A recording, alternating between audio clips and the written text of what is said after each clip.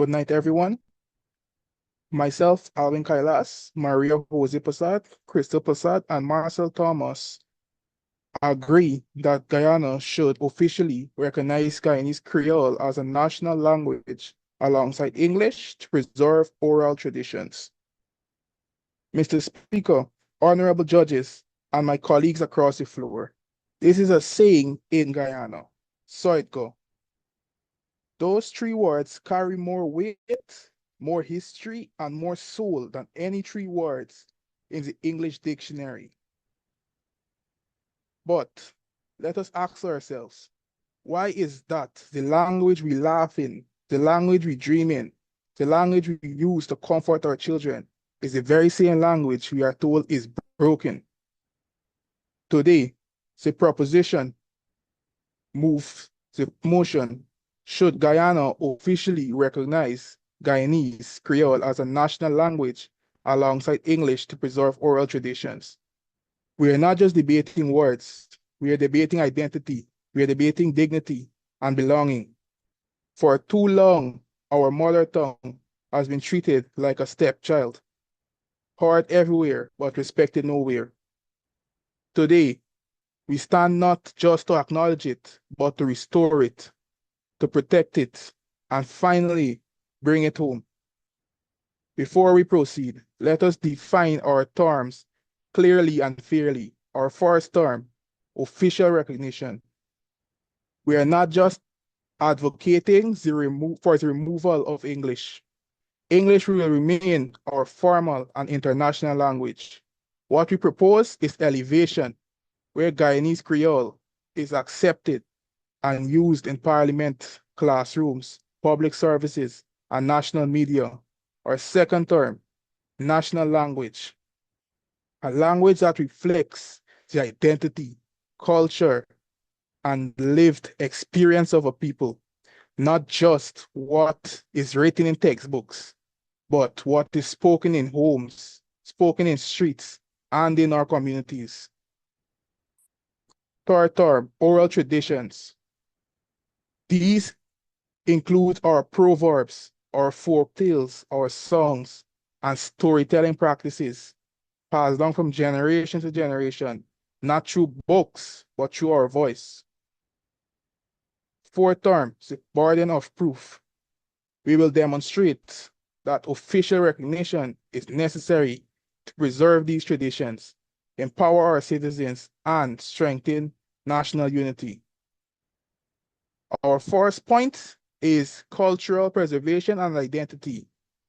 Guyanese Creole is not bad English. It is a language born out of survival.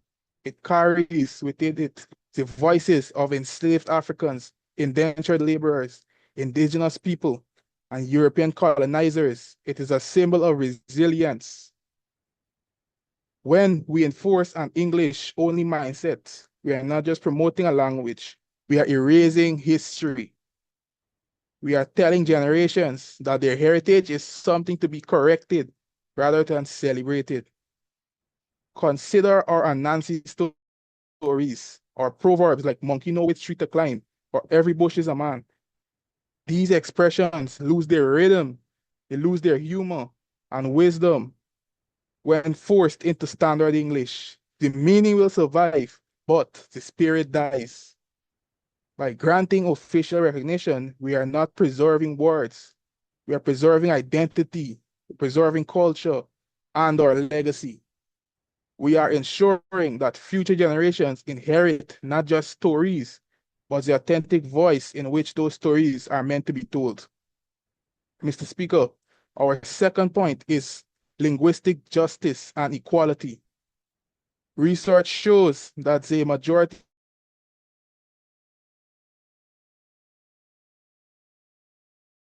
yet in formal settings, they are made to feel inferior for using it. Imagine a hardworking citizen, a vendor, a farmer, a grandmother, walking into a government office and being judged, ignored, and misunderstood simply because they speak naturally. That is not just inconvenient, it is unjust. Language should never be a barrier to citizenship. It should be a bridge. Official recognition removes stigma. It tells every Guyanese citizen, your voice matters. Your way of speaking is valid. This is about breaking down linguistic discrimination. This is about ensuring that no one has to switch tongues to be treated with respect. A nation cannot call itself united if its people must silence their natural voice to be heard. Our third point is improved education and national development. Studies across the Caribbean shows that children learn best when taught first in their native language. When students understand concepts in Creolese, they can more easily transition to English.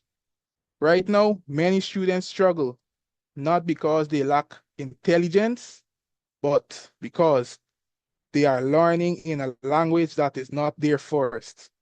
Recognizing Creolese allows teachers to connect better with students, improve literacy, and reduce dropout rates. Furthermore, clearer communication in public health. We have law enforcement and government ensures that critical information reaches everyone, not just the formally educated. This is not just cultural, it is practical. It is about building a more inclusive and effective society. Mr. Speaker, the opposition will tell you it is too confusing. They will say it's not proper or it's not professional. But history has shown us that what is called improper today often becomes a symbol for pride tomorrow.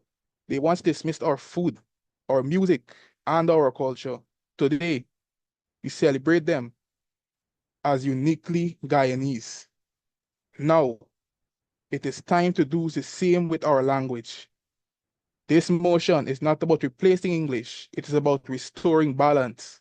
It is about recognizing that the voice of the people is just as important as the voice of the state. So I ask you, how can we truly preserve our oral traditions if we refuse to honor the language they live in? Let us choose pride over prejudice. Let us choose unity over division. Let us choose recognition over rejection. Mr. Speaker, I beg to propose.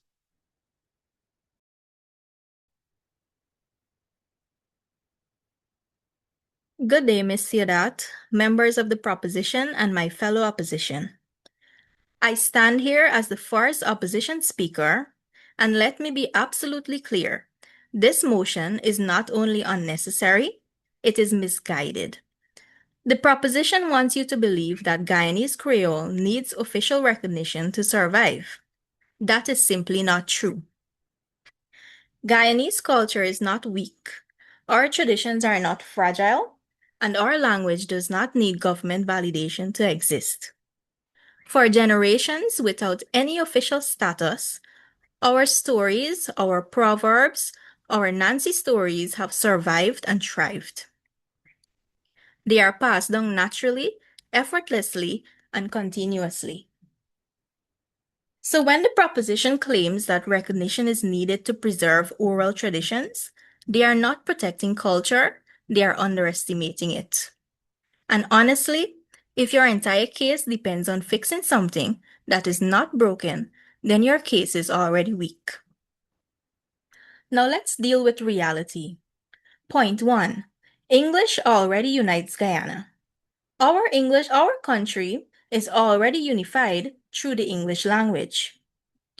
Guyana is diverse, different ethnicities, different backgrounds, different identities, and yet we function as one nation because of a shared language, which is English. It is the language of education, government, law, and business. Introducing another official language does not strengthen unity. It risks dividing communication and complicating systems that already work. The proposition has not shown how this improves anything. They've only suggested change for the sake of change. We do not improve a system by overloading it, we weaken it. Point 2. Creole is already thriving. Guyana Creole is already strong. So this entire proposal is solving a problem that does not exist. Creole is spoken everywhere, at homes, in the streets, at schools, and even in workplaces. It is alive in everyday conversation. There is no decline, no disappearance, no emergency. So let's be honest, what exactly are we saving? Because from where we stand, the proposition is trying to create a problem just so they can pretend to solve it. This is not preservation, this is unnecessary interference. And forcing culture into official structures does not protect it. It risks stripping away its authenticity. Point 3. Educational confusion and risk. Students are already working to master English, which is critical for exams, careers, and global opportunities. Now imagine introducing another official language into that system. You are creating confusion. You blur the line between formal and informal communication. You risk weakening students' writing, their grammar, and their academic performance. And again, the proposition has not addressed this properly. They want the benefits, but they ignore the consequences. Education demands clarity and consistency, not confusion. Let's be honest. This motion sounds good emotionally, but when you actually examine it, it falls apart logically. There is no clear need, no clear benefit, and very real risks. So, what we are seeing from the proposition is not a strong case. It is an emotional appeal without substance. And in debate, that is not enough. In conclusion, Guyanese Creole is already alive, English already unites us, and this proposal creates more problems than it solves. We are not here to accept weak arguments, we are here to challenge them. And this motion does not survive that challenge. For these reasons, we firmly and confidently oppose. Thank you.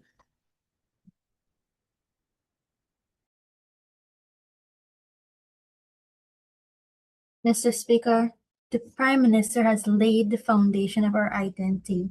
Now I rise to build the walls of our logic and strengthen this case. The opposition will try to create confusion. They will say that recognizing Guyanese Creoles will confuse our children. They will claim it is impractical, even impossible.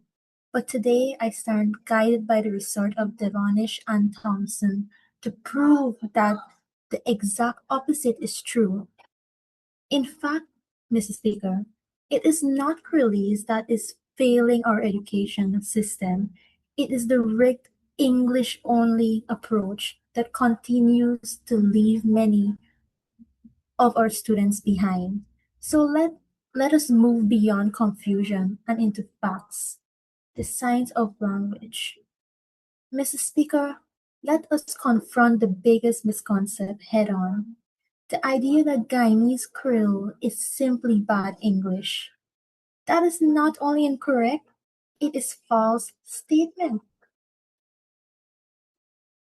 Linguistics research has proven that Guyanese Creole is a fully developed, rule-governed language system. It is not random, it is not broken, it is structured. Let me give you an example.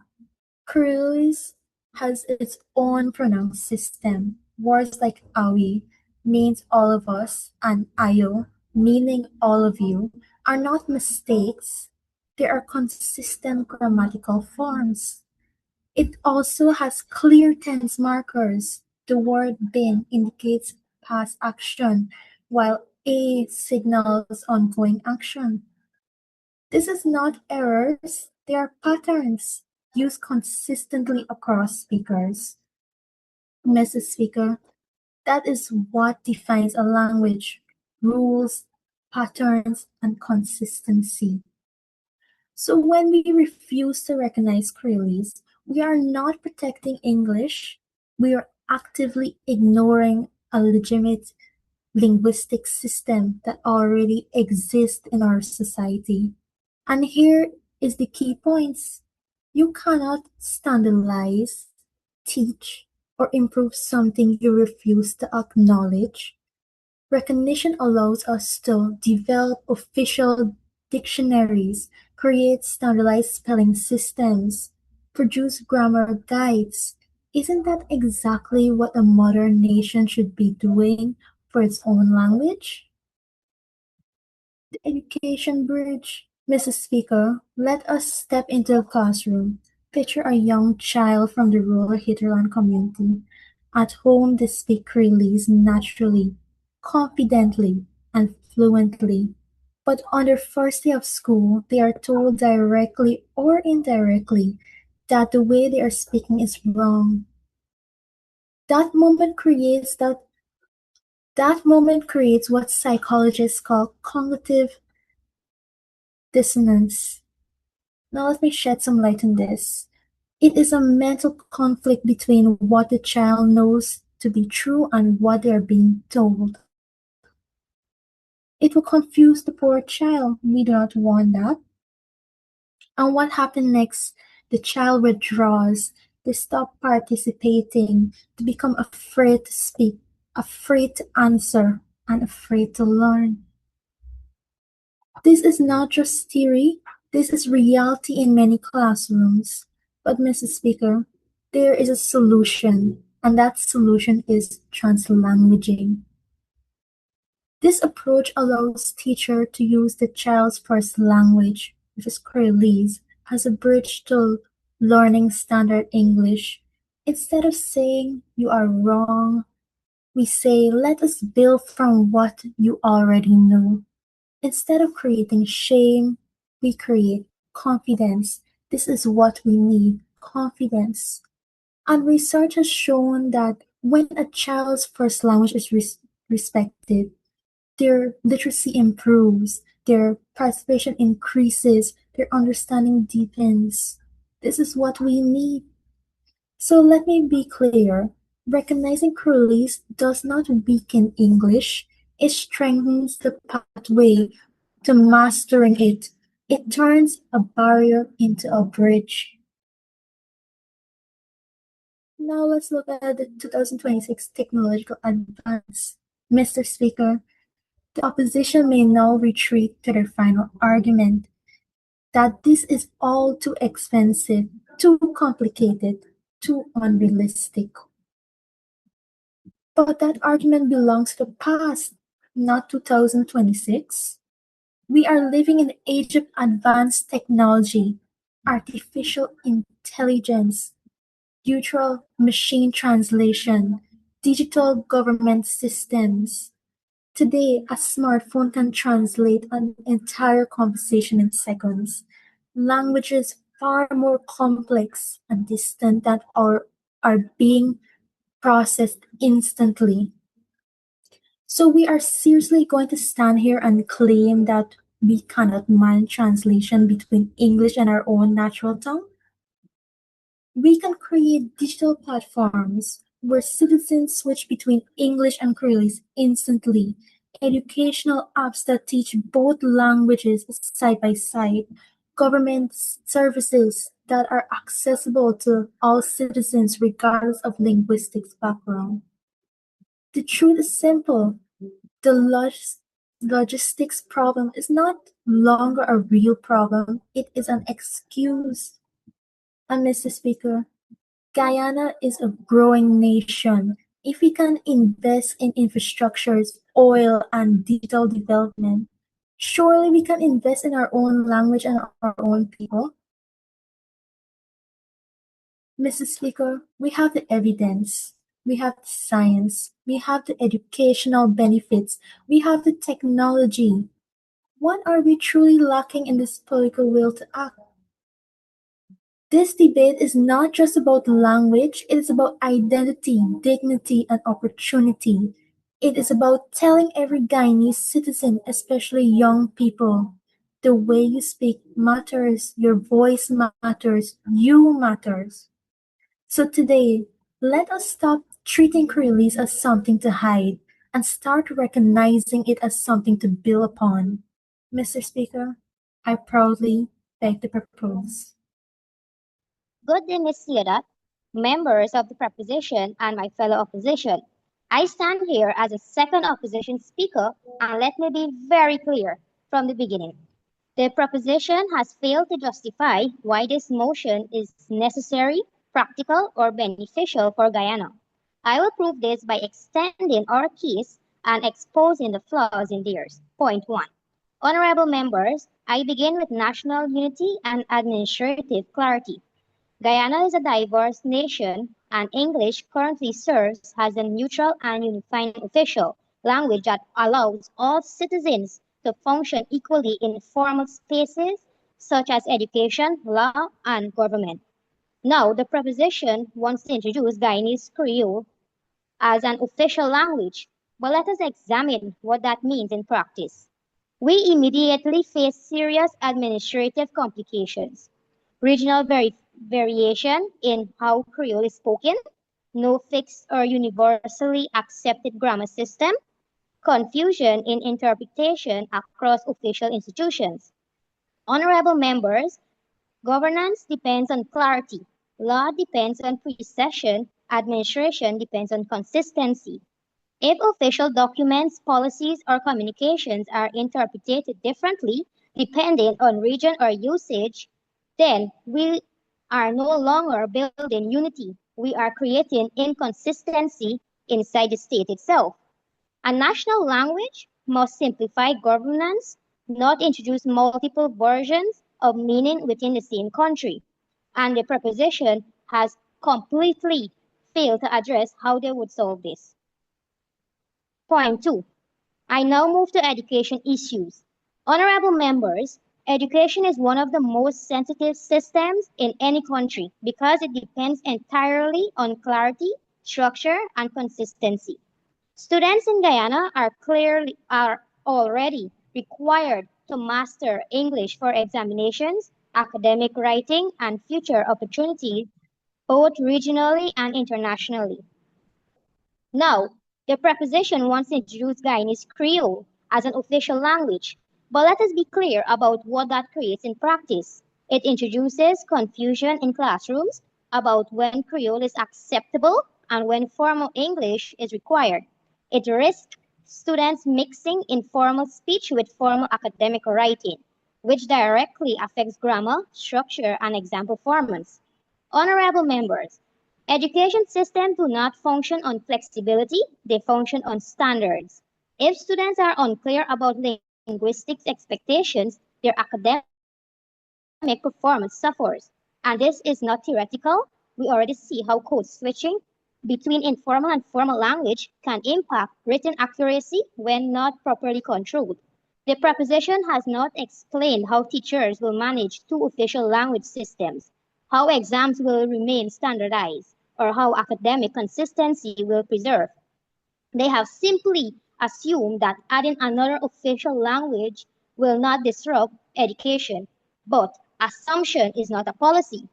Education demands clarity, not linguistic confusion. Point 3. I now move to practicality and economic responsibility. Honorable members, official recognition is not symbolic. It requires full national restructuring.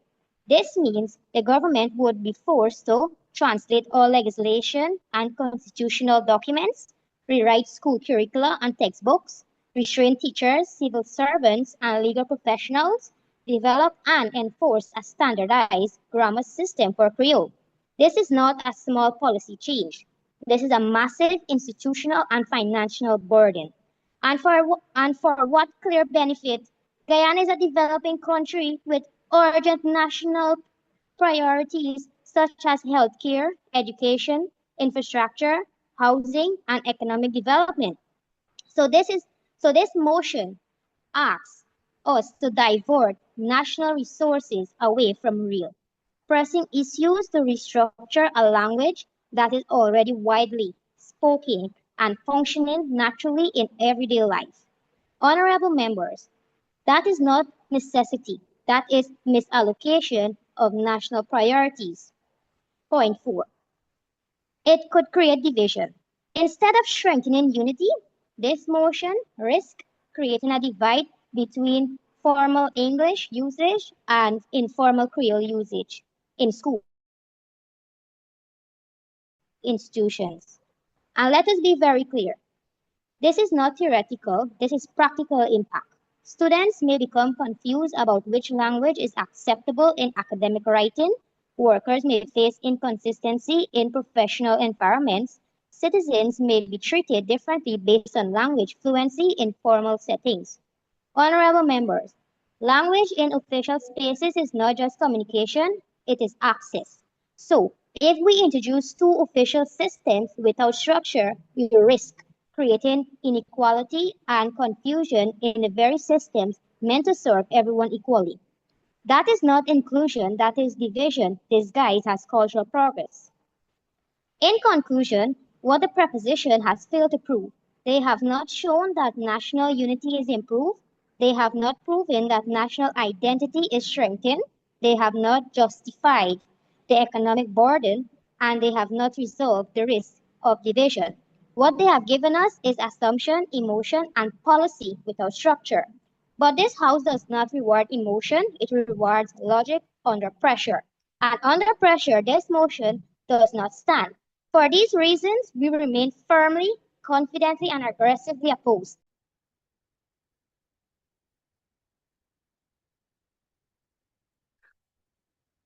Hello, Miss Sierra and colleagues. So, Mr. Speaker, I have sat here listening to the opposition, and I am deeply concerned. They have given you a case built on fear, colonial myth, and complete disregard for modern science. They want to believe that Guyana is too small, too poor, and too uneducated to honor its own voice. My job today is to dismantle their house of cards and remind this room why the proposition has already won this debate. And let me be clear, this is not just about language, this is about dignity, sovereignty, and the right of people to define themselves. Mr. Speaker, the opposition tried to sidestep this debate by saying Coralese is already preserved and therefore no need for recognition. But preservation without recognition is a locking a treasure in a box and refusing to open it. Yes, Coralese exists, but it exists in the shadow, unofficial, and denied the dignity of equal status.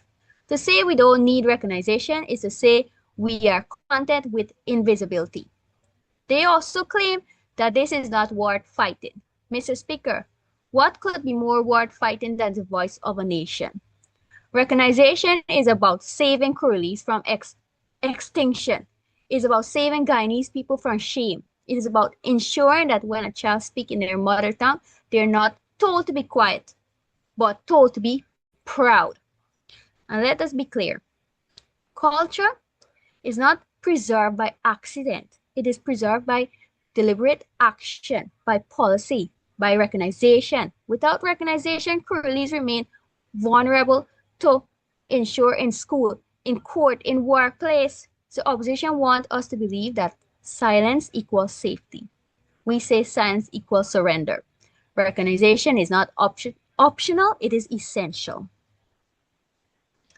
Mr. Speaker, the opposition claims that recognizing Coralese will cause confusion, that government demand clarity, and that document will become inconsistent.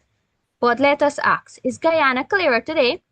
When citizens are forced to operate in a language they do not fully command? Or is Guyana clearer when people can understand instruction in the language they actually use? Recognition does not create inconsistency. It creates accessibility. A law written in English remains in English, but when explained in Creole, it becomes understood by the very people it governs. This is not confusion, this is democracy. They argue that mastering both English and Creole is too hard. Mr. Speaker, Guyanese people already do this every single day. We switch between Creole and English in parliament, in classroom, in marketplaces. Recognition simply acknowledge this reality and give teachers the tool to guide students through it. Right now, students are punished for speaking Creole, which leave them unclear about their linguistic goals. Recognition fixed that by setting a clear standard. Creolese is valid, English is valid, and mastering both is a strength, not a weakness. So opposition say academic academic won't academic won't be affected, but academic are already affected when students drop out because they feel their mother tongue is wrong. Recognition is not about lowering standards, it's about raising confidence. A confident student learns better, a confident worker performs better, and a confident nation thrives better. So, Mr. Speaker, recognition does not introduce confusion, it removes it. It does not weaken education, it strengthens it. And it does not undermine clarity, it delivers it to the people who need it most. Mr. Speaker, the opposition say recognition will drain our economy, that we'll be forced to translate documents, retrain teachers, and create new curricula. But let us be honest, Guyana already spends millions every year on education, communication, and governance. Recognition does not add to the chaos, it adds efficiency. When teachers are trained to use Creolese alongside English, they do not duplicate it. They're not duplicating effort, they're clarifying it. A student who understands a lesson in their first language learns faster, stay in a school longer, and ultimately contribute more to the economy. That is not a cost, that is an investment. They warn about financial problems. Well, Mr. Speaker, what is more expensive, printing a few bilingual rescuers or losing thousands of citizens to dropout rates, miscommunication, and alienation? So opposition counts dollars, but ignores the hidden cost of exclusion. Recognition prevents waste resources in court, hospital, and workplace, where misunderstanding can be deadly or costly. They claim introducing two languages will cause problems. Yet Guyanese people already live bilingually. We switch between Creole and English every single day. Recognition simply formalizes what already exists and gives structure to it. Far from creating confusion, it creates clarity. English for international affairs, Creole for cultural and domestic inclusion. And finally, Mr. Speaker, so opposition say, yes, that. Okay. Finally, Mr. Speaker, so opposition argue that this would divide us. How? Creole is the only thing that every Guyanese, regardless of race or religion, share. It is our nation language. By officially recognizing it, we aren't creating walls. We are breaking them. We are saying that being Guyanese is enough. The opposition is defending the 1920s. We are building the 2026 Guyana. For these reasons, the opposition must fall and the motion must stand. Mr. Speaker, debates are not won by fear, they're won by vision. Okay? The opposition has painted a picture of Guyana chained to colonial shadows. We paint a picture of Guyana standing tall, speaking in its own voice, and still mastering English when needed. This is not subtraction, it is addition. It is multiplication, not division. Recognizing Creole is not just a linguistic act. It is a declaration that Guyana is ready to lead, not follow. And that, Mr. Speaker, is why the preposition must prevail.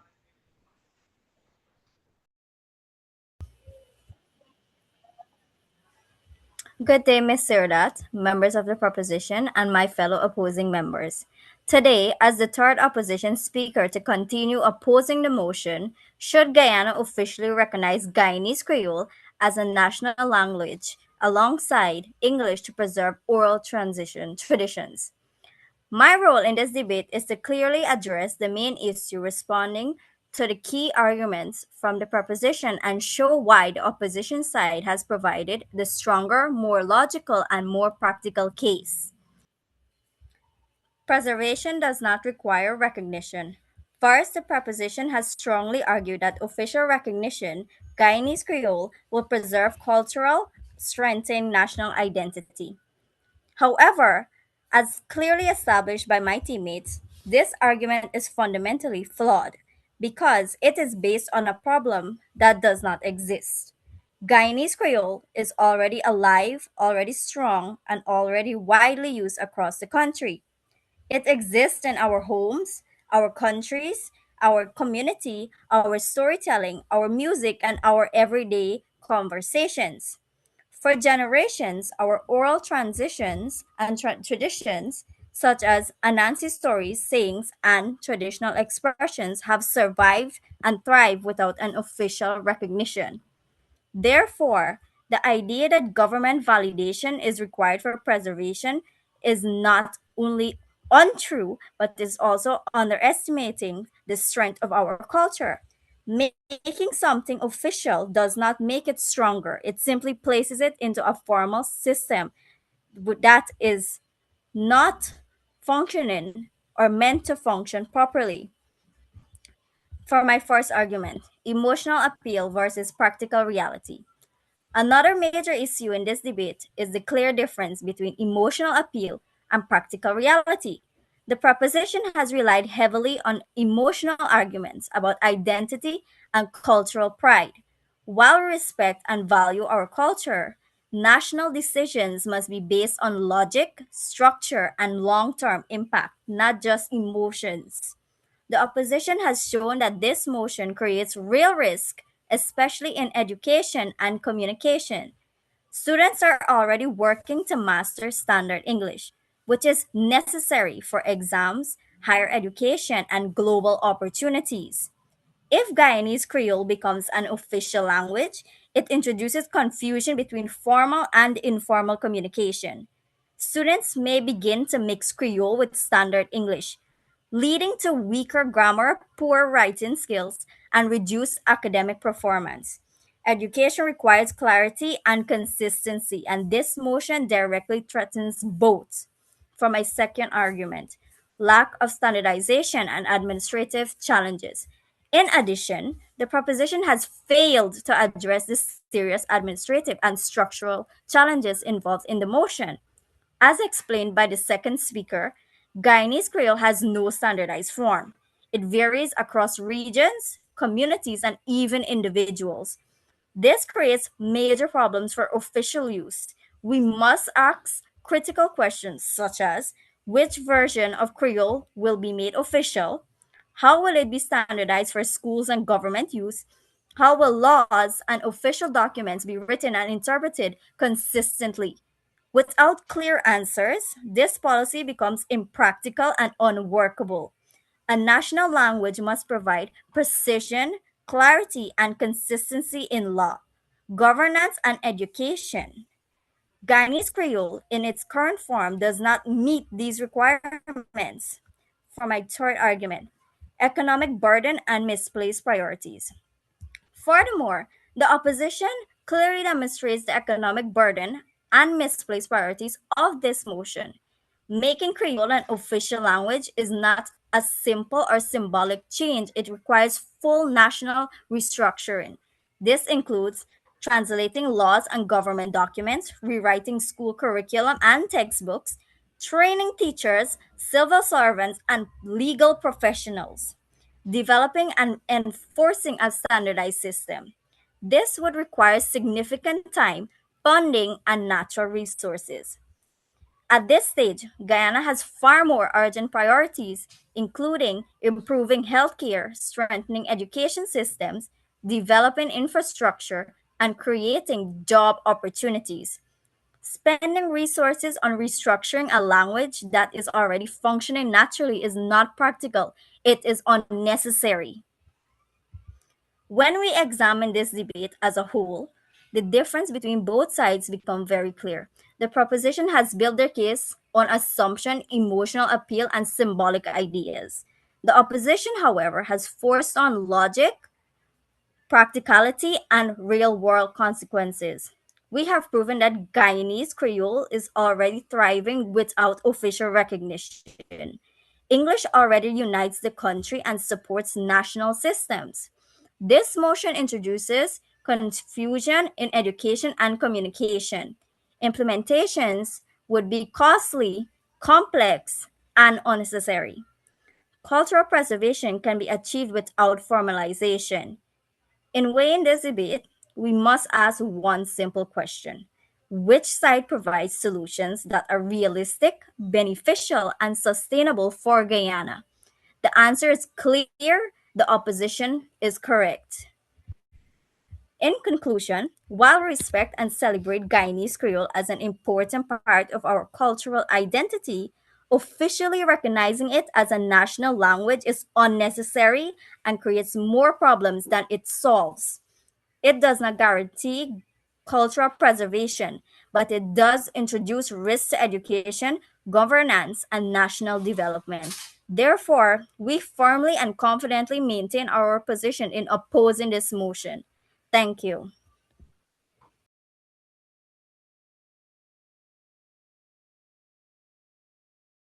Good night, Miss. Good night, colleagues. Mr. Speaker, as this debate draws to a close, the dust has finally settled. We have seen two very different visions for the future of Guyana when it comes to our mother language. The opposition has spent 24 minutes trying to convince you that our national identity is a problem and that it needs to be managed and that it does not deserve to be acknowledged. When in reality, this proposition has shown you that our identity is a strength to be celebrated, not a problem to be hidden behind the standard language. This debate comes down to three clear areas of clash. Clash 1: the myth of broken English versus linguistic science. The opposition's entire case relied on the idea that Creolese is improper and not necessary to be implemented nationally. They've ignored the Devonish research we have brought to this floor. They have failed to prove that a language with a 300 years history and a complex grammatical system is slang and isn't needed to be recognized. My team has not only proven that Creolese is a legitimate, but also that it is a rule-governed language. Because the opposition failed to engage with the science, their argument that it confuses people has no legs to stand on. Clash 2: colonial fare versus 2026 reality. The opposition told you it was too expensive and too hard to implement. They're arguing from a 1920s perspective. My team has clearly showed you that in 2026, with artificial intelligence and digital translation, those barriers have vanished. They are worried about the cost of ink. We have showed you the human cost of excluding 90% of our population from their own government. When you weigh the cost of printing press against the dignity of a nation, the proposition wins every time. Mr. Speaker, the opposition wants a Guyana that is standard, but the proposition wants a Guyana that is real. We want a country where a child can go to school, a worker can go to a rig, and a citizen can go to court, all while speaking the language of their heart, without feeling any feelings of shame. The opposition has spent their time looking at our people through a lens of deficit, seeing what we lack. We have looked at our people through a lens of abundance, seeing what we already possess. This debate isn't just about grammar, it is about whether we trust Guyanese people to lead their own future. Today we choose pride over prejudice. We choose the future over the colonial past. And for all these reasons, we beg you to consider our proposal. Thank you.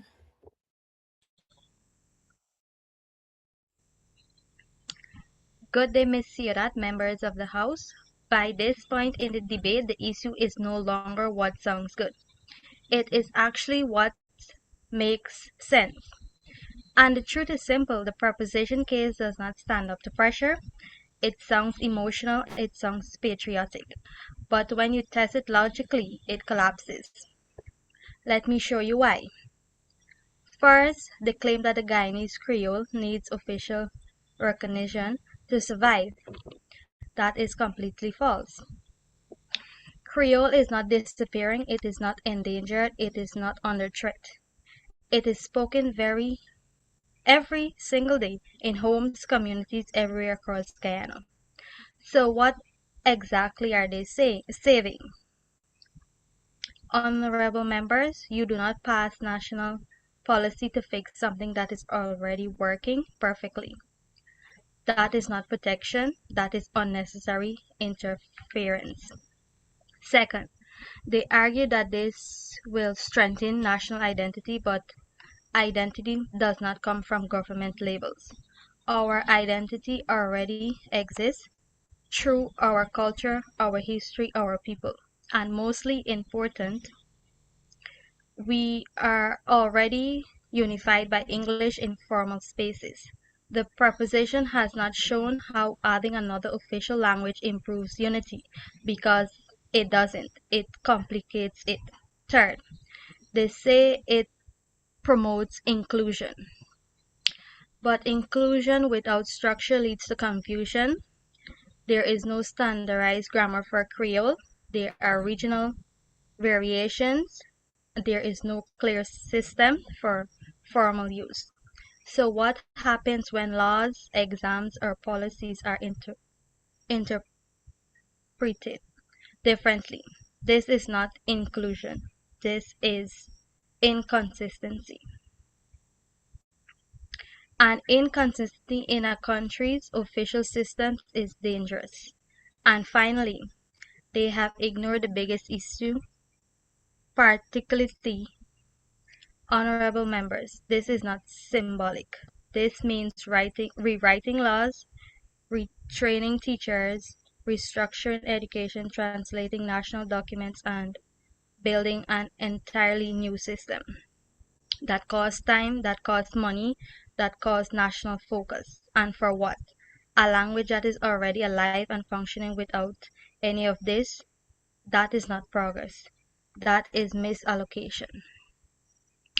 So let us stop pretending this debate is complicated. It comes down to three simple questions. Is it necessary? No. Creole is already thriving. Is it practical? No. It creates confusion, cost, and administrative problems. The proposition cannot solve. Does this improve Guyana? No, it risks division, weakens clarity, and disrupts systems that already work. Honorable members, on their side, we heard emotion, assumptions, and ideas without structure. And on our side, we brought reality, logic, and national responsibility. They brought a feel-good argument. We brought a functional country. And in this house, we do not vote for what sounds nice. We vote for what actually works. And this motion does not work. For these reasons, we firmly and confidentially oppose. Thank you.